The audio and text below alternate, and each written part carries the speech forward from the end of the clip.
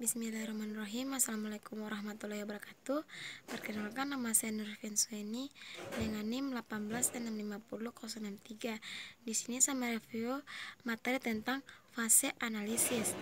Yang pertama yaitu pendahuluan. Tujuan dari fase analisis adalah mendefinisikan secara tepat apa yang dapat dilakukan sistem untuk user dan bagaimana sistem tersebut menyesuaikan dengan lingkungan user. Aktivitas utama kejadian penting dari fase ini adalah untuk menghasilkan dokumen yang menjelaskan arti lingkungan sistem, disebut fungsional, specification atau visi, spesifikasi fungsi. Aktivitas ketiga menuliskan deformat proposal atau proposal pengembangan dan akan dikerjakan jika dua metode proposal akan dilakukan.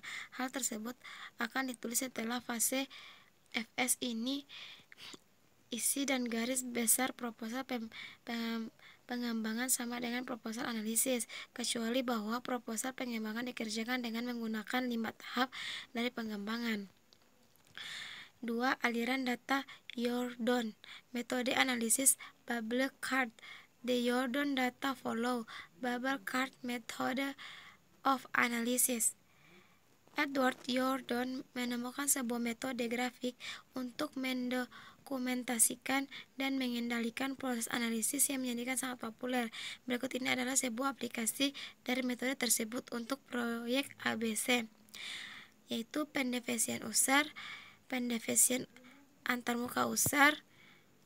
Kemudian yang ketiga, spesifikasi fungsi, menjelaskan semua tingkah laku sistem dalam bentuk cerita dan gambar. Definisikan antarmuka user seperti di atas. Menu-menu, perintah-perintah, respon, laporan, dan pesan-pesan dijelaskan sebanyak mungkin. Setiap perubahan di dalam lingkungan user karena sistem baru akan dijelaskan. Semua pengiriman termasuk hardware, software, pelatih, dokumentasi, dan garansi dirinci. Sebagai tambahan pada proposal, FS juga merupakan kontrak antara user dengan tim proyek.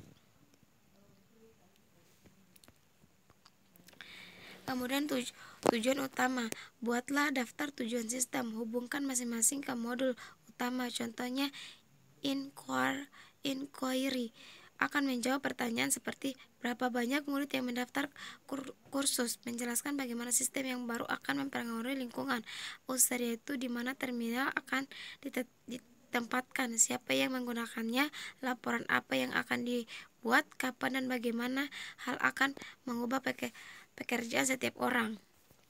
Kemudian 5. Kebutuhan khusus sistem.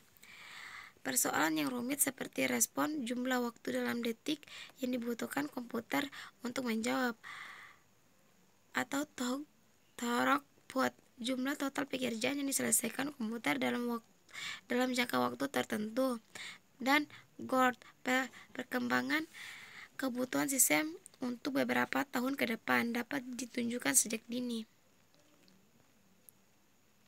Kemudian 6. Deskripsi komponen. Bagian ini menjelaskan secara detail masing-masing isi kotak dengan menjelaskan file yang berorientasi informasi seperti organisasi file, record, dan filat. Semua itu sudah ada dalam desain. Lakukan pernyataan yang menunjukkan batasan seperti jumlah maksimum kursus yang dapat ditangani oleh sistem. Kemudian 7.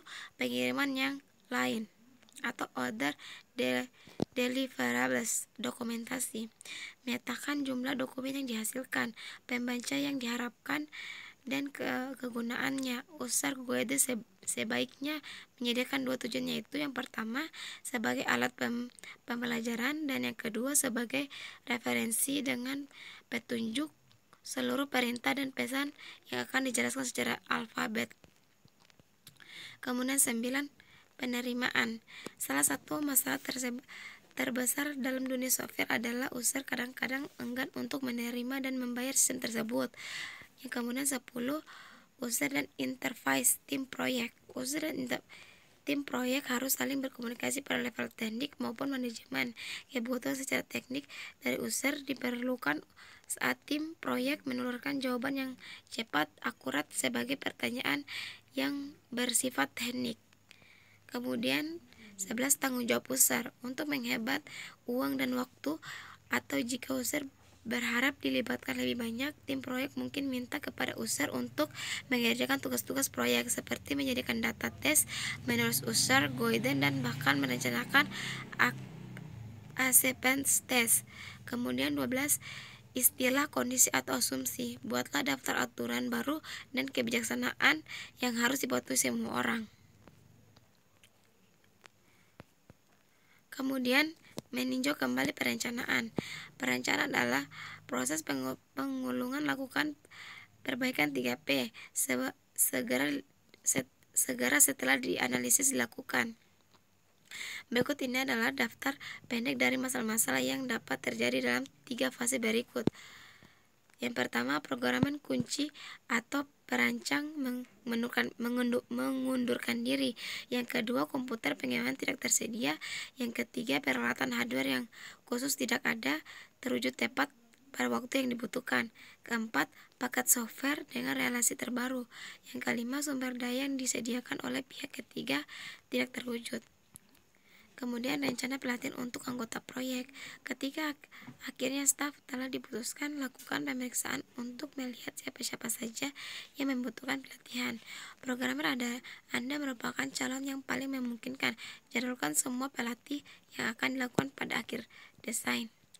Itu saja penjelasan dari saya, lebih dan kurangnya mohon dimaafkan. Wassalamualaikum warahmatullahi wabarakatuh.